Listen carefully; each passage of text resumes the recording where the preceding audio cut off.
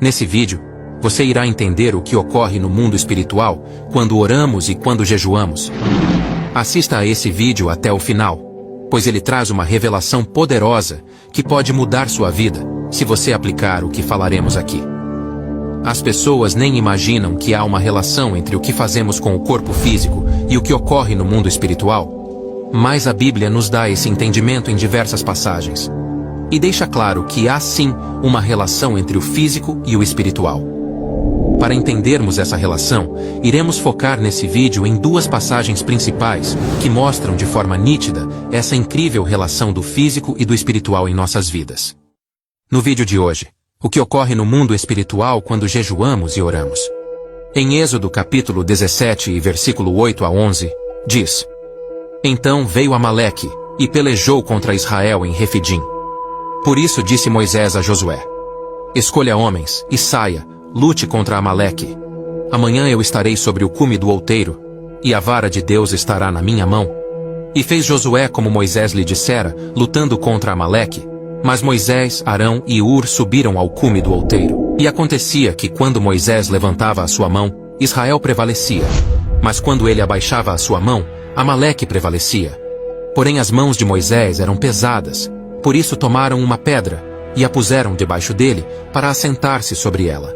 E Arão e Ur sustentaram as suas mãos, um de um lado e o outro do outro.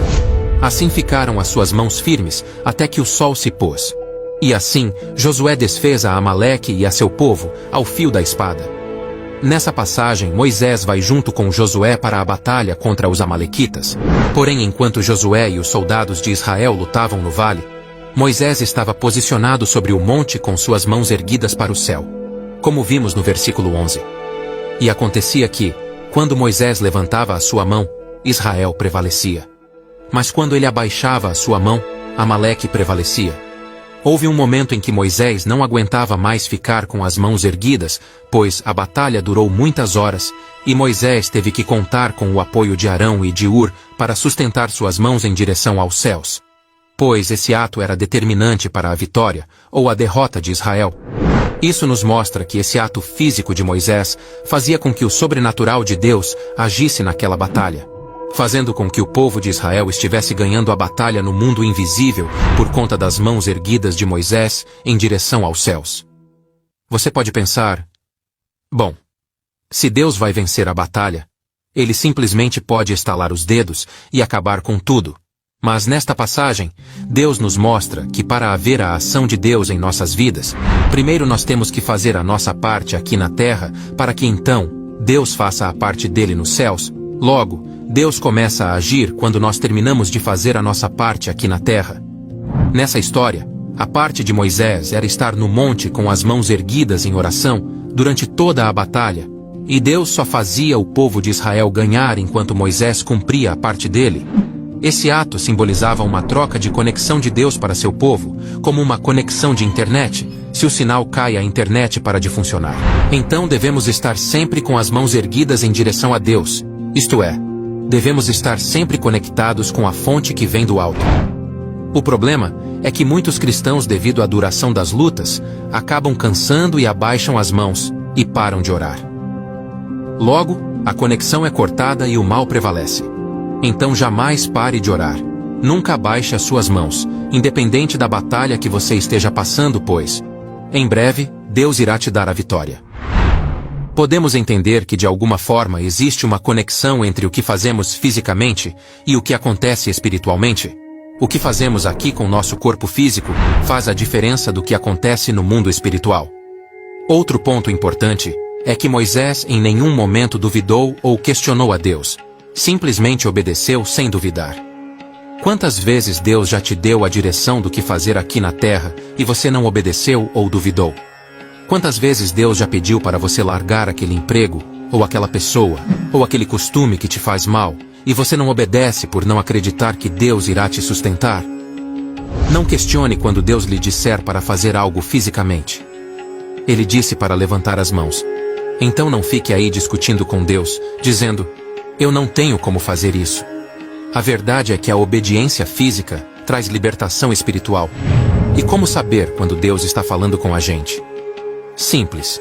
quando vem um pensamento que te exige alguma ação, e esse pensamento não para de vir na sua mente, quando você acorda, quando você dirige, quando come ou descansa, esse pensamento não para de vir, pode ter certeza que é Deus falando com você. Então obedeça. Hoje muitas pessoas não demonstram sua crença em Deus de forma física, acham que tudo está apenas no campo do intelecto, no campo do sentir e do achar. Porém, essa passagem de Êxodo nos mostra que Moisés, naquele momento, teve a manifestação espiritual através de sua oração, somada com o ato físico de estar com suas mãos levantadas em direção aos céus durante toda aquela batalha. As pessoas acham que não há necessidade de um ato físico para terem respostas de suas orações. As pessoas acham que já são humildes o suficiente. As pessoas acham que não precisam ir na igreja fisicamente, pois Deus conhece seu coração. As pessoas sentem que não precisam arriscar nada, pois se Deus quiser vai fazer por elas. Enfim, quando se fala em Deus, tudo é reduzido a coisas internas e achismos não havendo manifestação externa por parte do indivíduo. Mas se você disser à sua esposa ou ao seu marido, eu te amo, sem que haja ações físicas no dia a dia que comprove isso, sua declaração de amor fica sem crédito. É como o velho ditado, falar é fácil. Com Deus não é diferente. Ele quer que demonstremos com ações o que dizemos para Ele. Esse mesmo efeito ocorre quando jejuamos. Esse ato físico faz mover a ação de Deus, onde o poder espiritual é liberado. Podemos ver isso em Daniel capítulo 10, versículos 2 e 3. Naqueles dias, eu, Daniel, estive triste por 3 semanas. Alimento desejável não comi, nem carne nem vinho entraram na minha boca, nem me ungi com unguento, até que se cumpriram as 3 semanas. Daniel estava com quase 90 anos quando fez esse jejum. Logo podemos ver o tamanho da fé de Daniel. Uma coisa é um jovem ficar 3 semanas de jejum, outra é um homem de 90 anos em jejum durante todo esse tempo. Porém, Daniel estava triste por conta do povo de Israel, que sofria com grandes privações e dificuldades naquela época. Isso mostra que quando temos comunhão com Deus, nos importamos com aqueles que estão em dificuldades e privação.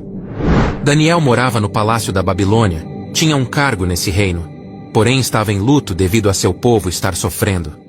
É como devemos nos sentir hoje, entristecidos por ver tantas pessoas sofrendo nesse mundo sem conhecer a Deus. Depois desse período que Daniel passou em jejum, um anjo do Senhor apareceu a Daniel. Podemos ver em Daniel capítulo 10, versículos 12 a 14. Então me disse: não temas, Daniel, porque desde o primeiro dia em que aplicaste o teu coração a compreender e a humilhar-te perante o teu Deus, são ouvidas as tuas palavras. E eu vim por causa das palavras. Mas o príncipe do reino da Pérsia me resistiu 21 dias. E eis que Miguel, um dos primeiros príncipes, veio para ajudar-me, e eu fiquei ali com os reis da Pérsia. Agora vim para fazer-te entender o que há de acontecer ao teu povo nos derradeiros dias. Porque a visão é ainda para muitos dias. Podemos notar nessa passagem que desde o primeiro momento que Daniel começou seu jejum e orações, Deus já havia enviado a resposta através do anjo. Porém, havia um principado demoníaco que impedia o anjo de chegar com a resposta para Daniel. Esse principado estava no caminho do anjo que teve que travar uma luta no campo espiritual durante 21 dias. Isso travou a resposta de Daniel naquele momento. Só houve liberação quando o arcanjo Miguel foi enviado para liberar o caminho para o anjo trazer a resposta a Daniel. Podemos entender que há castas de demônios que são poderosos a ponto de impedir o caminho de um anjo. Houve a necessidade da intervenção de Miguel, que é um arcanjo, para poder abrir o caminho da resposta de Daniel. Jesus falou sobre isso em Mateus, capítulo 17, versículo 21. Mas esta espécie só sai pela oração e pelo jejum. Talvez você esteja passando por uma situação parecida com a de Daniel. Você está pedindo a Deus, porém parece que as respostas não vêm. Meu amigo, minha amiga, às vezes é necessário algo a mais. Daniel em nenhum momento perdeu a fé, ou deixou-se abalar, devido à resposta estar demorando. Muitas pessoas acabam não alcançando suas respostas, por desanimar, pois têm uma fé condicionada somente por aquilo que vem. Quem realmente é da fé, não desanima, pois sabe que há uma batalha espiritual e que é necessário perseverar para atingir a vitória. Há uma guerra entre as forças angelicais e forças demoníacas, e você e eu temos um papel importante em determinar quem ganha ou quem perde nessa guerra espiritual?